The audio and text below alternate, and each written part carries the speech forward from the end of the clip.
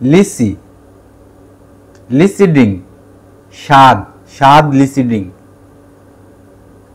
এটা সত্যি যে এটা স্বাদ, কিন্তু লিচির ভিতরে নাই, লিচির কোনো অংশ নাই। এর ভিতরে দেখা যাচ্ছে তরল পানি এবং সম্পূর্ণটাই হলো ফ্লেভার, বিভিন্ন এনার্জেটিক ফ্লেভার এখানে ইউজ করা হয়েছে। লিচুর একটা অংশও নাই।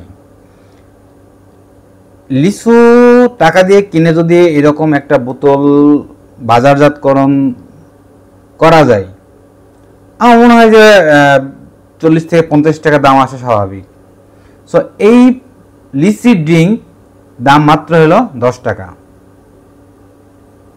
স্বাদ লিচি ড্রিঙ্ক, লিচির ফ্লেভার দেওয়া, বাচ্চাদের কিন্তু খুবই ফেভারিট এবং খুবই প্রিয় একটা খাবার এই লিচি ড্রিঙ্ক। বাট আমরা কখন চিন্তা করি বাচ্চাদেরকে আমরা কি লিচি ড্রিঙ্ক বলে লিচি কিনে খাওয়াচ্ছি নাকি কেমিক্যাল কিনে খাওয়াচ্ছি।